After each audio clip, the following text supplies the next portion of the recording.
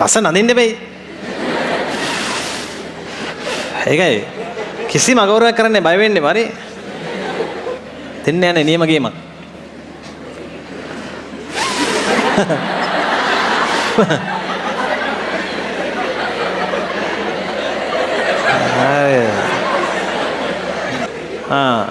අන්න එහෙමයි අපි පිළිවෙලටයි වැඩේට බහින්නේ. පිඹලා කරලා ගන්න පේනවනේ. අපි දන්නේ නැහැ මෙච්චර කටුක අවසානයක් තියෙනවා කියලා. දැන් හැරුණු කෙනෙක් හිතන්න පුළුවන් මේ ඉන්නේ අයෝමේ පුරුෂයෙක්ද කියලා නෑ. දැන් බලන්නකො මේ පාර්ට්ස් ටික. මේ තියෙන්නේ ඩිම්බ ප්‍රනාල. අපි මේවට කියන සාමාන්‍ය නම තමයි මොන නාලද? පැලෝපිය නාල. කො ඩිම්බ කෝෂ මේ තියෙන්නේ. මේ ඩිම්බ කෝෂ පැලෝපිය නාලවල විදුර කෙලවරින් මෙහෙම වහගෙන වගේ ඉන්නේ. පෙන්නන්නේ වගේ. මෙහෙම. තේරුණාද? අන්න ඒ වගේ. එතකොට මේ තියෙන්නේ ගර්භාෂය. ඒක තමයි ළමයා ඉන්නේ. දැන් ගර්භාෂය හැදලා තියෙන්නේ ගර්භාෂයක බිත්ති වලින් මේ. ඒ වගේම තමයි පැලෝපිය නාලත් නිර්මාණය වෙන්නේ. ඊළඟට මෙන්න මෙතන තියෙනවා ගැප් ගෙල. ගැප් ගෙල හරි. මෙහෙම ආවම මෙන්න මෙතන තියෙනවා ගැප් ගෙල. නැතුව මේක පතිවත නෙමෙයි. දැන් මේ ළඟදී මොකද්ද කවුද ලියලා? මේක යෝනි මාර්ගයේ මේක ගර්භාෂයේ මෙතෙන් ඉඳලා ගමු පතිවත. ඒක එඩිට් කරලා ඊට යටින් මම ඉන්නවා මෙහෙම. මට හිනාගේ පතිවතට පල්ලෙන් මං ඉන්න එකයි. මේක පතිවත නෙමෙයි.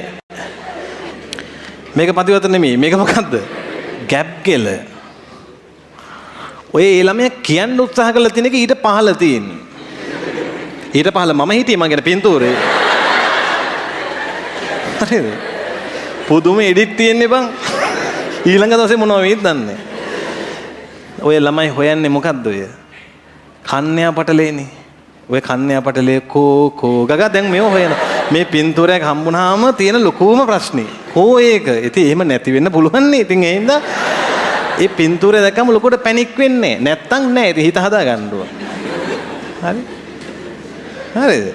කන්‍යා පටලේ තියෙන මේ යෝනි මාර්ගයේ මෙන්න මේ හරිය. ඒක කියලා දෙලා ඉන්න නැත්තම් මේ පාඩම කොච්චර ඉගෙනුවත් වැඩක් නෑ. නිකන් හිතේ එකක් තියාගෙන ඉන්නේ. කන්‍යා පටලේ තියෙන්නේ යෝනි විවරයෙන් පොඩ්ඩක් ඇතුලේ සෙන්ටිමීටර් කීපයක් වෙන්න. මීක් නෑ පේනවද මේ? ඔහොම හිතල්ලකෝ හැමදාම. මේවනේ පන්ති. මේ කන්‍යා පටලය පුංචි මේ සම්බන්ධක පටක ස්තරයක් එහෙම තියෙන පොඩි බැරියර් එකක්. දැන් මේ මෙතනින් යෝනි මාර්ගයෙන් ඇතුළට පොඩි දුරක් යද්දි හම්බ වෙනවා. ඒතර කන්‍යා පටලය දැන් මෙන්න මෙහෙම දැන් අපි මෙහෙම විවරයක් මෙහෙම ගත්තාම මෙන්න මෙහෙම වගේ කියලා හිතා ගන්නකො.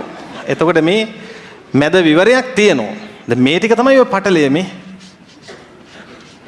පේශිමය එහෙම නැත්නම් සම්බන්ධක පටක අරවා මේවා තියෙන මේකක් මේ. අර ඔසද්දරව එහෙම පිට වෙන්න මේ කන්‍යා පටලයේ මැද මොකද තියෙන්නේ? සිදුරක් තියෙනවා. ඉංග්‍රීසියෙන් හයිමන් කියලානේ කියන්නේ. සයිමන් නෙමෙයි මොකද්ද? හයිමන්. ඒක හයිමන් එක මේ ඒක මැද සිදුරක්. ඊළඟ සමහර අයගේ කන්‍යා පටල වල මැද සිදුරු කීපයක් තියෙන්න පුළුවන්. එහෙම එක එක කන්‍යා පටල වර්ග තියෙනවා. හරි? දැන් Tamanට කැමති එකක් මාරු කරගන්න බෑ. Tamanට ඇවිල්ලා තියෙන එකයි. ඒක තියාගෙන ඉන්න ඕන. හරි? සිදුරු කීපයක් තියෙනවා තියෙන්න පුළුවන් මේ. මෙහෙම එක එක වර්ග තියෙනවා. සමහර අයගේ සිදුරු ඊටාම පොඩි හම්බෝ. මෙන්න මේ වගේ. එතකොට එහෙම ඒ වගේ දැන් මේ නිකන් හිතන්න දැන් පළමු සංසර්ගයේදී මේක හරහා ශිෂ්ණයක් යනකොට ඉඩ මදිනේ.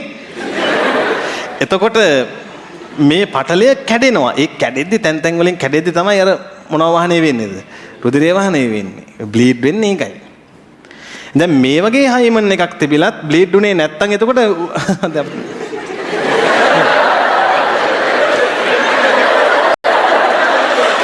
තේරුණා?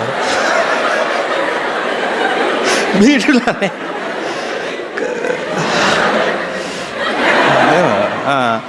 එහෙනම් තේරුම් ගන්න. ඊළඟ තව දෙයක්. තව සමහර කන්‍යා පටල තියෙනවා. මෙන්න මෙච්චර විතර අතිශයින්ම මේවා ලොකද තුනීද? තුනී. එතකොට කන්‍යා පටලයක් නෑ වගේ. එතකොට සමහර වෙලාවට මේ හරහා සංසර්ගයේ වෙද්දී බ්ලීඩ් වෙනවද? බය වෙනතෝ කියන්නේ ඉතින් දැන් මේක හරහා බ්ලීඩ් වෙන්න විදිහක් නැහැ නේ. හරි? එහෙම විදිහක් නැහැ. එතකොට ඒ නිසා කන්‍යා පටලයේ බිඳ වැටීමක් වෙනවද නැද්ද? ඒව නෙමෙයි ගැහැණු කෙනෙක්ගේ වටිනාකම තීරණය කළ යුතු සාධක. හැබැයි ගැහැණු අය දැනගන්න ඕන ලෝකේ මේවා සමහර තාම බලනවා ඉතින්. ඒ නිසා තමන්ගේ හැසිරීම සංවර කරගන්න එක වටිනවා. හැබැයි ඉතින් එහෙම නැතත් සමහර ගැහැණු ළමයි පුංචි කාලේ ඔය ස්පෝර්ට්ස් එහෙම කරද්දී සමහර අය හරි මේ කන්‍යා පටල බිඳ වැටීම් වෙනවා. ඒතර ඒකයි මම සිංහලෙන් කිව්වේ විවාහයකදී වැදගත්ම කරුණ විය යුත්තේ මේකද? නෑ දෑවැද්දද මොකද්ද? වැදගත්ම කාරණේ වෙන්න ඕන. වැදගත්ම කාරණේ වෙන්න ඕනේ දෙන්නට දෙන්නා කෙරෙහි විශ්වාසයත් අන්‍යෝන්‍ය අවබෝධයක් තියෙනවද කියන එකයි. කන්‍යා පටල පහත් තිබ්බත් වැඩක් නෑ නේ. ඒක නැත්තම් තේරුණාද? ඒ නිසා ඒක තමයි වැදගත්ම දේ. ඉතින් අර ගැහණු ළමයි දැනගන්න ඕනේ ඉතින් ලෝකේ සම්මතයක් එහෙම තියෙනවා සමහර තැන්වල සමහර අය ගොළුවේ. ඒතර ඒ නිසා අපි ප්‍රවේශම් වෙන එක තමයි වටින්නේ. එතන ඔන්න කන්‍යා පටල ගැන ඔන්න කිව්වේ ඔන්න ඉවරයි හරි. ඒ ගැන ආයේ අහන්නේම නෑ චිත්තේ වේව.